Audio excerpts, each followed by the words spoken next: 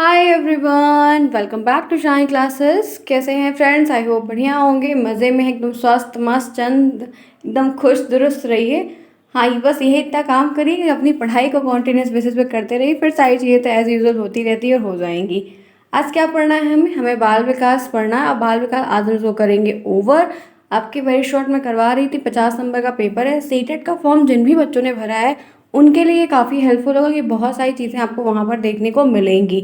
तो सीटेट की भी तैयारी का जो है 1 घंटे उस पर भी देने का प्रयास कर सकते हैं, जब तक अब एग्ज़ाम की डेट का क्लियरेंस नहीं। जिन्होंने भरा है और जिन्होंने नहीं भरा है कोई बात नहीं, लेकिन अगर आप फिलअप किए हैं आप में से बहुत सारे बच्चे, तो 1 घंटे आप ज़रूर देख सकते हैं। चीज़ें आपको आसान मिलेंगी, पर ट्राई करने के लिए कोई दिक्कत नहीं, आप 1 घंटे देख सकते हैं।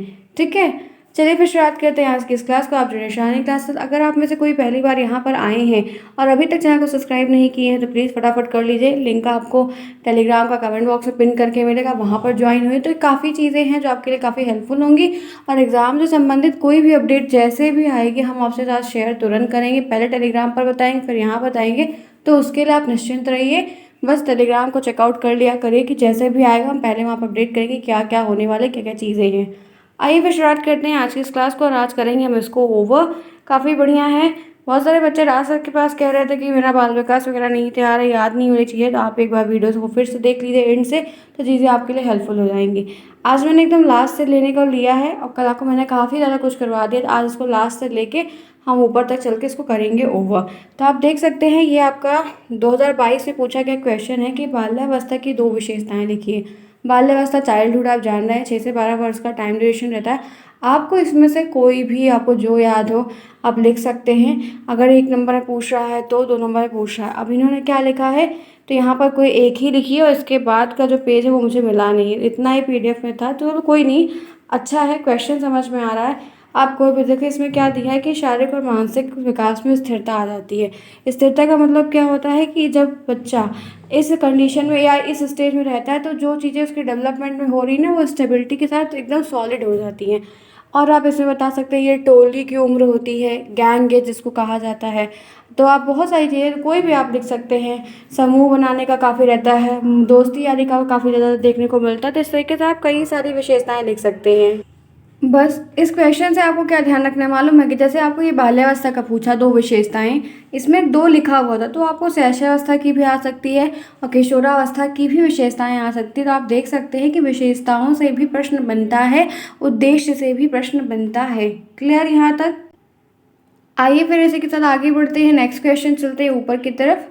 दिया है शारीरिक विकास का अध्ययन क्यों ज़रूरी है? 2 कारण बताइए। बहुत अच्छा प्रश्न है, ये तो साइंस से भी कुछ संबंधित है कि फिजिकल डेवलपमेंट क्यों ज़रूरी है, why it necessary for us. तो यहाँ पर आप देख सकते हैं लिखा हुआ है उत्तर में कि शारीरिक विकास मानव जीवन का बहुत ही महत्वपूर्ण पक्ष है। जी हाँ, क्योंकि स्वस्थ शरीर में स्वस्थ मस्तिष्क का वास होता है, ये अरस्तु जी ने कहा, आप जानते हैं। तो आपकी जब शरीर अगर स्वस्थ है तो आपकी सारी चीज़ें डेली रूटीन में होंगी, आप एक्टिव रहेंगे। माता पिता एवं गुरुजनों के लिए विभिन्न आयु होने वाले परिवर्तन, उनके प्रभावित करने वाले कारक का ज्ञान आवश्यक है। अब यहाँ पर कह रहा है कि माता पिता के लिए भी और गुरुजनों के लिए भी, जो डिफरेंट डिफरेंट अवस्थाओं को हम पार करते हुए जब आगे बढ़ते हैं, तो शैशवावस्था में हम कुछ और प्रतिक्रियाएं करते हैं, हम बाल्यावस्था में जाते हैं कुछ और करते हैं, किशोरावस्था में जाते हैं बिल्कुल अलग करते हैं, और आगे चलते हैं तो और अलग करते हैं। तो विभिन्न विभिन्न अवस्थाओं में जो डिफरेंट डिफरेंट चीज़ें हो रही हैं, जो कारक बन रहे हैं, उनका ज्ञान उन लोगों को अवश्य होना चाहिए, क्योंकि उनको कैसे परिस्थिति के हिसाब से हर चीज़ सिखानी है, हर चीज़ को देखना है। और व्यक्ति की शारीरिक रचना उसके संपूर्ण व्यवहार को प्रभावित करती है। व्यक्ति की जो शारीरिक गठन होता है, हाथ कान आँख नाक मुंह पैर सब कुछ जितना भी पूरी बनावट है, उससे काफ़ी प्रभावित होता है। अतः ये भी कह सकते हैं कि व्यवहार के परिशोधन की तरफ भी ध्यान दे सकते हैं। बालक के शारीरिक विकास का भावी जीवन पे गहरा असर पड़ता है और शारीरिक विकास पर जन्म से ही ध्यान देना। देखो ये तो एक बुक है, राइटर है, तो यहाँ पर चीज़ें आपको दी गई हैं, लेकिन आप ये बात ध्यान रख सकते हैं कि शारीरिक विकास में, आप जैसे ये प्रश्न आपको बन रहा था, आप एक अरस्तु वाली लाइन को यही बता सकते हैं कि स्वस्थ शरीर में स्वस्थ मस्तिष्क का वास होता है, इसलिए शरीर को स्वस्थ रखना बहुत ज़रूरी होता है। क्योंकि आपको मालूम है कि कि जितना ये दोनों इक्वली है, जितना आपकी मेंटल एबिलिटी स्ट्रांग होनी चाहिए उतना आपकी फिजिकली भी स्ट्रांग होनी चाहिए। और फिजिकली हमारी तब मेंटली हमारी स्ट्रांग हो तो तब होगी जब हमारी फिजिकली स्ट्रांग। इसलिए एकदम पोषण युक्त खाना खाइए, प्रोटीन युक्त खाना खाइए, डेली एक्सरसाइज करिए। तो इससे क्या होता है कि अगर हम मान लीजिए कि जैसे विकलांग है तो पढ़ाई में दिक्कत हो रही है, आँखों में कोई प्रॉब्लम है तब पढ़ाई में दिक्कत हो रही है, कोई और जीभ में बोलने में कोई प्रॉब्लम है तब दिक्कत हो रही है। तो आप देख सकते हैं कि आपका अगर शारीरिक स्वास्थ्य में कोई भी दिक्कत है तो आपको आगे चल के बहुत सारी दिक्कतों का सामना करना पड़ सकता है। इसीलिए शारीरिक विकास सबसे ज़्यादा इम्पोर्टेंट है, बहुत ज़्यादा हेल्पफुल है, क्योंकि उससे आप एक्टिव रहेंगे, एक्टिव फुल रहेंगे और एनर्जी रहेगी, आप काम करने की क्षमता रखेंगे और करने का मादा भी रखते हैं कि हाँ हम आगे कर सकते हैं। देखो फ्रेंड्स, एक बात ध्यान रखना कि ऐसे ये सारे प्रश्न ना इतना आपको लिखने के लिए एक नंबर में बहुत ज़्यादा है, इतना नहीं लिखोगे आप लोग, थोड़ा ही लिखना, थोड़ा बहुत ज़्यादा नहीं लिखना, इतना ज़्यादा है 2 नंबर के हिसाब से। लेकिन ये सारे प्रश्न ऐसे होते हैं जो हम अपने आप से बना कर लिखते हैं, बस इसमें कुछ कथन की बातें डाल देते हैं, कुछ टैग जैसे कुछ शब्द है जो बार बार रिपीट होते हैं, जैसे वो चीज़ें उभर उभर के दिखने लगती हैं तो वो चीज़ डाल देते हैं, तो काफ़ी बढ़िया हो जाता है और बना कर लिख लेते हैं। ठीक है, आगे बढ़े इसी के साथ। चलिए नेक्स्ट, अमूर्त बुद्धि से आप क्या समझते हैं? बुद्धि तो आप जानते ही हैं और आप बुद्धिमान हैं सभी के सभी। ये 22वां क्वेश्चन है, अमूर्त बुद्धि। मूर्त और अमूर्त दो शब्द होता है। मूर्त का मतलब क्या होता है कि जो शब्द जो चीज़ें आपके सामने रखी हैं, जिनको आपने अपने हाथों से छुआ है, देखा है। अमूर्त वो होता है जो हमारे पास नहीं है, इनविजिबल नहीं है, हम उसको काल्पनिक तरीके से सोच रहे हैं कि हम चांद पर जाएंगे। ठीक है, तो अमूर्त बुद्धि का मतलब है कि अमूर्त बुद्धि ज्ञानोपार्जन के प्रति रुचि, रुझान, पढ़ते लिखने में संबंधी पुस्तकीय ज्ञान प्राप्त करने में शब्दों और प्रतीकों के रूप में उपस्थित समस्या को हल करने में मदद करती है। ये आपकी बुक में लिखा है। मतलब क्या कह रहा है कि अगर आप बौद्धिक तरीके से अमूर्त के रास्ते पे चल रहे हैं, अमूर्त चीज़ों को देख रहे हैं, तो ये काफ़ी हेल्पफुल होता है, क्योंकि हम पहले सोचते हैं। तो सोचना, हमारे मन में रहना, फिर उसको एग्जीक्यूट करना। तो आप देख सकते हैं कि आपके पढ़ाई के प्रति रुझान, आपके पढ़ने लिखने संबंधी बहुत सारी चीज़ें होती हैं, आपकी पुस्तकीय बहुत सारी चीज़ें होती हैं, शब्द है, बहुत सारे सिम्बल्स है, बहुत सारी समस्याओं को हल करने में आप इसको प्रकट करते हैं और काफ़ी हेल्पफुल है आपके लिए, जो आपके आगे आने वाली समस्याओं को दूर भी बहुत ज़्यादा करता है और आप निर्णय लेने में सक्षम भी बन पाते हैं। जैसे गणित के सूत्रों को हल करने के लिए, दर्शन शास्त्र के तर्कशास्त्रों के विषय को समझने के लिए, जैसे कि आपको कहानी बताई जा रही है कि वीर तुम बढ़े चलो जवान। अब जवान थोड़ी आपके सामने जा रहा, आप तो इमेजिन कर रहे हो कि हाँ जवान जो यहाँ पर है, वहाँ पर है, बॉर्डर पर खड़ा है, तो हम सुरक्षित रह रहे हैं, या कोई गणित की चीज़ें हैं उसके भी दिमाग में सोचते रहते हैं। तो जो चीज़ें हम अपने दिमाग में सोचते हैं, मन में हमारे चलती रहती है, जो हमारे सामने नहीं होती, काल्पनिक चीज़ें जो हमारे मन में चलती रहती हैं, बाद में उसको भले एग्जीक्यूट करते हैं, लेकिन वो हमारी बौद्धिक बुद्धि के अमूर्त बुद्धि के अंतर्गत आता है। तो ये आपका एक अच्छा क्वेश्चन है, आप देख सकते हैं कि 2022 में आया हुआ है, तो ऐसे प्रश्न बने हुए हैं और इस तरह का सिमिलर और बन गए तो आप तो बढ़िया लिख लेंगे। बस राइटिंग में थोड़ा सा ध्यान रखिएगा तो चीज़ें आपको आसान हो जाएंगी। 131 पे आइए, रुचि के भेद बताइए। रुचि 2 प्रकार की होती है, देख लीजिए रुचि। ठीक है, तो ये एक जन्मजात होती है, एक अर्जित होती है। जन्मजात रुचि मतलब शुरू से इंटरेस्ट रहता है कि ये चीज़ें होंगी, ऐसी होंगी। और अर्जित का मतलब जिसको हम एक्वायर करते हैं, जिसको हम चाहने का प्रयास करते हैं कि ये चीज़ हम अर्जित कर सकते हैं, वो हमारी अर्जित रुचि हुआ थी। ये भी 22 से पूछा गया प्रश्न है और ये आपको आपके ऑब्जेक्टिव वाले में जो वस्तुनिष्ठ प्रश्न आता है उसमें भी आता है। कोई नेसेसरी नहीं है कि आपको लिखने को ही हर बार मिलेगा। ठीक है, ठीक है, समझ में आ रहा है ना? आगे चलिए इसी के साथ, कल्पना से क्या अभिप्राय है? कल्पना से आप क्या समझते हैं? एक परिभाषा पूछता है, 2022 में पूछा गया प्रश्न है। तो कल्पना मनुष्य के नवीन आविष्कार, नई आविष्कार, नई खोज, ठीक है, नया कुछ खोजना, नया सृजन करना, साहित्यिक सृजन, नव निर्माण करना, न्यू फॉर्मेशन करना आदि की देन है कल्पना। ठीक है, क्योंकि कल्पना में ही हम हर चीज़ सोचते हैं कि हमें इसके साथ ये बनाना है या हमको ऐसे चीज़ बनानी है, ऐसा करना है। कल्पना एक मानसिक रही, एक मेंटल की एक्टिविटी होती है। इसमें फिजिकली चीज़ें कम होती हैं, फिजिकली तब होती है जब उसमें करने लगते हैं, लेकिन पहले हम उसमें मेंटली वर्क करते हैं, क्योंकि हम दिमाग में सोचते हैं कि हमें एक एरोप्लेन बनानी है, हमें एक जहाज़ बनाना है, हमें एक मोटर बाइक बनानी है। गत अनुभवों को, उन वस्तुओं को समाने उपस्थित नहीं होता है, तो नहीं हम इसे संगठित, मतलब हम जैसे चीज़ सोच रहे हैं उसका समान नहीं, फिर हम उसको सोचते हैं, नए रूप में ले आते हैं, फिर उनको पुनः बनाते हैं, बहुत सारी चीज़ें करते हैं। तो कल्पना के बारे में ये एक ऐसा उत्तर है ना जो बना बनाया लिखा हुआ है। आप चाहो तो किसी की परिभाषा भी लिख सकते हो कल्पना के, जो बहुत सारे लोगों मनोवैज्ञानिकों ने परिभाषाएं दी हुई हैं, आप वो भी लिख सकते हैं। कोई नंबर आपका नहीं कटेगा, आराम से नंबर आपको मिल जाएंगे। ठीक है, यहाँ तक क्लियर है? Any problem anyone? I hope so नहीं होगी। चलिए इसी के साथ क्लास को फटाफट लाइक करिए, जिन्होंने क्लास को अभी तक नहीं लाइक किया। ये हमारी 10 मिनट की क्लास हो गई। चलो each and every one do it fast, चलिए फटाफट करिए। अब देखते हैं, आइए इसी के साथ चलते हैं। आई होप सो आप सभी ने लाइक कर लिया होगा। कोई प्रॉब्लम होगी तो बताइएगा।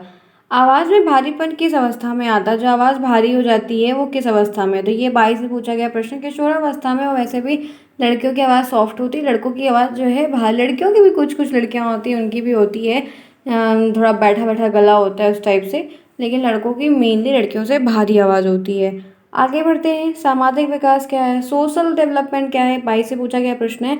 सामाजिक विकास का तात्पर्य विकास की उस प्रक्रिया से, कैसे प्रोसेस से है जिसके द्वारा व्यक्ति सामाजिक वातावरण के साथ समायोजन करता है। मतलब क्या है कि इसका सेंस ये है कि जब व्यक्ति जो सोशल है, जो सोसाइटी है, जो सोसाइटी के साथ वो मिलजुल रहा है, सोसाइटी के साथ उठ बैठ रहा है, सोसाइटी के साथ एडजस्टमेंट कर रहा है, सोसाइटी के साथ हर चीज़ें वो कर पा रहा है, तो सामाजिक नियमों के अनुरूप अपनी इच्छाओं और आवश्यकताओं को, जो मतलब हम देखिए हर चीज़ अपने अकॉर्डिंग नहीं कर सकते, हमें सोशल के, हमें सामाजिक तरह जैसे सोसाइटी में कोई कार्यक्रम हो रहा है तो हमको उसके हिसाब से पार्टिसिपेट करना होगा, उसके हिसाब से चलना होगा। हम हर चीज़ अपनी मर्जी से नहीं कर सकते, हर जगह का रूल रेगुलेशन होता है, बाहर की सोसाइटीज़ में और ज़्यादा होता है। तो उसी तरीके से है कि हमको उस हिसाब से अपने आप को वहाँ पर ढालना है, एडजस्ट करना है। दूसरों के प्रति अपने कर्तव्य का अनुभव करता है, लोगों के प्रति अच्छे सामाजिक संबंध को स्थापित करने का पूर्ण प्रयास करता है, बताता है, सिखाता है। तो अब सोशल डेवलपमेंट काफ़ी अच्छी चीज़ें हैं जो बढ़िया तरीके से लिख सकते हैं। ठीक है फ्रेंड्स, आगे बढ़ते हैं, इसी के साथ देखते हैं नेक्स्ट, समायोजन क्या है? अब एडजस्टमेंट क्या होता है ये पूछ रहा है आपसे। तो कह रहा है गेट्स और अन्य साहब इन्होंने बोला, ये भी 22 का आप रिपीट हुआ, मतलब 22 में आया क्वेश्चन है, मे भी रिपीट हो जाए क्वेश्चन तो काफ़ी अच्छा होगा आपके लिए। तो समायोजन निरंतर चलने वाली प्रक्रिया होती है, ये कॉन्टिन्यूस वे पर चलने वाला एक प्रोसेस होता है जो फॉरवर्ड करता है आपको नेक्स्ट स्टेप की तरफ। What next, what we do next, हम अब क्या करेंगे, इसके बाद क्या करेंगे, जिसके द्वारा व्यक्ति अपने अपने व्यक्तित्व को, अपने वातावरण को एक बैलेंस बनाकर चलता है और अपने व्यवहार में भी बहुत सारे चेंजेस ले आने का प्रयास करता है। जब हम कोई चीज़ करते हैं तो आप देखते हैं कि अगर जैसे हम 1 महीने एक्सरसाइज कर रहे हैं तो हमारी हेल्थ में काफ़ी सुधार देखने को मिलता है। तो आप वो कोई भी चीज़ अगर कर रहे हैं कॉन्टिन्यूस बेसिस पे कर रहे हैं तो काफ़ी हेल्पफुल होगा और आप अच्छे से कर पाते हैं, आपको मज़ा भी आता है और फिर उस चीज़ में खुद को ढाल लेते हैं उसी की तरह से। नेक्स्ट आइए, किशोरावस्था से क्या तात्पर्य है? ये भी 22 से पूछा गया प्रश्न है। तो ब्लेयर, जोन्स और सिम्पसन के अकॉर्डिंग किशोरावस्था प्रत्येक व्यक्ति के जीवन का वह काल होता है जो बाल्यावस्था के अंत में प्रारंभ होता है और प्रौढ़ावस्था के प्रारंभ तक समाप्त होता है। तो आप किशोरावस्था की कोई भी परिभाषा बहुत सारे मनोवैज्ञानिकों ने दी, आप वहाँ पर दे सकते हैं। ठीक है, आप सभी की ये क्लास मैं यहाँ पर कर रही हूँ तो आपको हर चीज़ बताने का पूर्ण प्रयास हो रहा है कि आपको सारी चीज़ें बताई जाए। आप सभी की लाइव क्लास जो मैंने बोली थी वो आपका हिंदी का टेस्ट हुआ था लाइव। आप लोगों से जिन्होंने नहीं देखा है वो क्लासेस भाई शालिनी पर हुआ था, लिंक आपको कमेंट बॉक्स में दिया गया है टेलीग्राम का, वहाँ पर आपको उस चैनल का लिंक दिया गया है, क्लासेस दी गई तो वो भी वहाँ पर देख लीजिएगा। वो पहली क्लास हो गई, ये दूसरी क्लास हो गई, बाकी की जो शेष क्लासें हैं वो अपने टाइम पर हम करेंगे। ठीक है, चलिए इसी के साथ आगे बढ़ते हैं। शैशवावस्था की दो विशेषता, ये देखिए हम कहीं रहे थे और आपको देख रहे हैं कि किशोरावस्था का भी इसी पेपर में पूछा गया और शैशवावस्था का भी इसी में पूछा गया। तो पहली विशेषता है कि शारीरिक विकास में तीव्रता होती है। जी हाँ, छोटे बच्चे जब रहते हैं तो 5 से 6 मतलब 6 साल तक काफ़ी उनकी हेल्थ में ग्रोथ, लंबाई चौड़ाई जो भी चीज़ें होती हैं लगभग लगभग बढ़ जाती है जितना उस स्टेज में बढ़ना चाहिए। और अपरिपक्वता, इमेच्योरिटीज़ रहती है, बच्चों को नहीं पता, नासमझ होते हैं। तो आप यहाँ पर देख सकते हैं कि बालक के जीवन में प्रथम 3 वर्षों में शारीरिक विकास बहुत तेज़ी से होता है। 3 सालों में जो डेवलपमेंट है वो काफ़ी अच्छी ग्रोथ के साथ होता है, लंबाई, भार में वृद्धि होती है, शरीर की और सारी मांसपेशियों में डेवलपमेंट होता है, मस्तिष्क बढ़ता है, बाल बाल बढ़ते हैं। अपरिपक्वता जो होती है बौद्धिक रूप से कोई भी इंटेलिजेंस पावर नहीं होती है, वो धीरे धीरे उनका पालन पोषण होता है, वो धीरे धीरे हर चीज़ को समझते हैं, मैच्योर होते हैं, सीखते जाते हैं। जैसे हम समय के साथ सीख रहे हैं वैसे वो भी बच्चे हैं और वो भी समय के साथ खुद को सीखते रहते हैं, अपडेट करते रहते हैं। ये हम आसान है, बहुत अच्छे से लिख लेंगे। नेक्स्ट है, शिक्षक को बाल विकास का ज्ञान क्यों, और बाल विकास का ज्ञान एक बच्चे को क्यों आवश्यक है? ये बहुत सारी चीज़ें यहाँ पर दी हैं कि एक समय दृष्टिकोण होना चाहिए बच्चों को लेकर, उनकी जो रुचियाँ हैं, खेल हैं, सिद्धांत है, उनके आधार पर पढ़ाओ लिखाओ करो। देखो मैं इसको आपको साधारण लोकल भाषा में बता देती हूँ कि क्या करना है। पूछ रहा है कि टीचर के लिए चाइल्ड साइकोलॉजी क्यों? देखो फ्रेंड्स, इसलिए इंपॉर्टेंट है कि आप जब प्राइमरी टीचर बन के जाओगे तो आपको 10 से 15 बच्चे, 50 बच्चे मिलेंगे, अलग अलग तरीके से मिलेंगे। तो अलग अलग तरीके से उनको समझाने का प्रयास करना होगा। फिर किस बच्चे को किस तरीके से समझाना है, किस तरीके से उनके साथ बिहेव करना है, कैसे उनको हर चीज़ सिखानी है, वो भी बिना मारे सिखाना है, बिना उनमें डर पैदा किए सिखाना है, उनके डर को कैसे निकालना है, उनको एग्ज़ाम के लिए कैसे प्रिपेयर करना है, उनको बहुत सारी चीज़ें होती। तो आपको वहाँ पर एक बच्चे अगर होता है तो एक बच्चे को आप एक ही ट्रिक से 2 ट्रिक अपनाते हैं, लेकिन अगर 10 से 15 बच्चे हैं तो आपको 15 तरीके को देखना होगा, कुछ में टीएलएम यूज़ करना होगा, किसी में आपको खुद कार्टून बनना होगा, किसी में कुछ करना होगा। तो इस तरीके से आपको सिखा के उनका डेवलपमेंट करना होगा। और ये आप तब कर पाएंगे जो इस समय आप डीएलएड की ट्रेनिंग ले रहे हो, उसमें आपको टीएलएम बनवाया जा रहा है, उसमें आपको प्राइमरी में इसीलिए भेजा जा रहा है टीचिंग के लिए, आपको बहुत सारे डेमो दिखाया जा रहा है, माइक्रो टीचिंग वगैरह भी हो रही है, बहुत सारे सब्जेक्ट पढ़ाए जा रहे हैं, पोएम्स वगैरह भी इसमें इंक्लूडेड है, बहुत सारे ऑप्शंस है, क्वेश्चंस के तरीके हैं। तो हर तरीके की ट्रेनिंग आपकी 2 साल में हो जाएगी।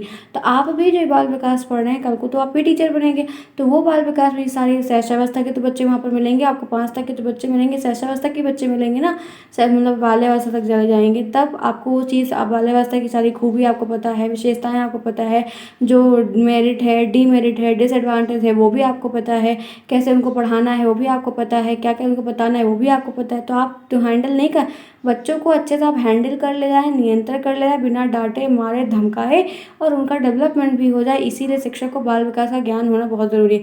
अगर उस चीज़ का ज्ञान है तो वहाँ पर वो चीज़ें अच्छे से हो जाएंगी और बच्चा अच्छे से पार्टिसिपेट करके हर काम में बढ़िया करेगा प्रदर्शन अपना। ठीक है, चलिए एक क्वेश्चन यहाँ पर तो थोड़ा कम साफ दिख रहा है। सीखने के पठार के 2 कारण और उन्हें दूर करने के उपाय बताइए, कि 19 से पूछा गया।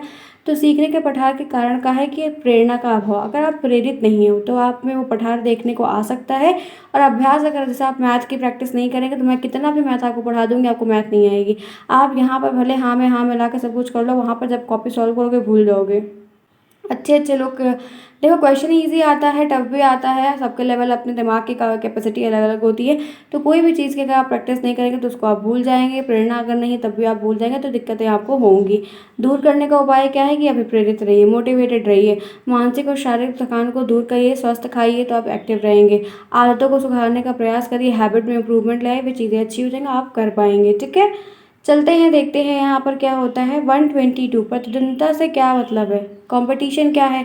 19 से पूछा गया प्रश्न है, जब कोई व्यक्ति विभिन्न समूह और व्यक्ति से अधिक श्रेष्ठता स्थापित करने का प्रयास करता है तो उसे कंपटीशन कहते हैं। ये कंपटीशन काफ़ी अच्छा होता है, जो कि आप देखते हो कि आप दूसरे को कॉम्पीट करने के लिए पढ़ने का प्रयास करते हो, सीखते हो क्या करना है, कैसे करना है।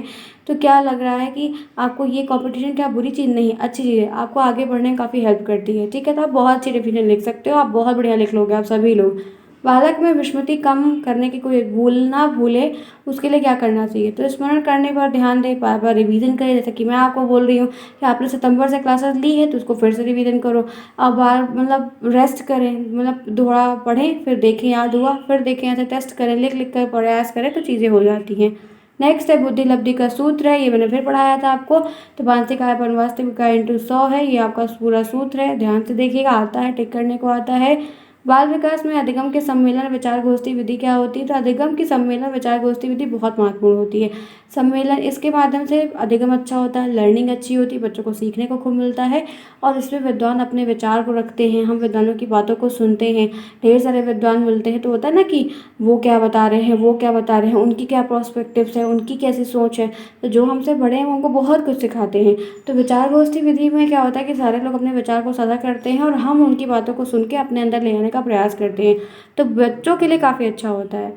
बालक के विकास में संचार माध्यम के 2 लाभ बताइए। तो बालक के ज्ञान को बढ़ाने के लिए और उनके सामाजिक वातावरण को इंक्रीज करने के लिए ये काफ़ी हेल्पफुल होता है, क्योंकि जब हम किसी से कम्युनिकेट करते हैं तो बात करने का भी गुण हमारे अंदर आता है, और डेवलपमेंट भी हम सीखते हैं, व सामाजिक चीज़ों को भी हम सीखते हैं, लोगों के साथ उठते बैठते हैं, तो चीज़ें काफ़ी अच्छी हो जाती हैं। बाल्यावस्था की मानसिक विकास की 2 विशेषताएं बताइए। तो ज्ञानेंद्रिय प्रौढ़ होने लगती है, मतलब कि जो ज्ञानेंद्रियाँ आपकी वो विकसित होने लगती हैं।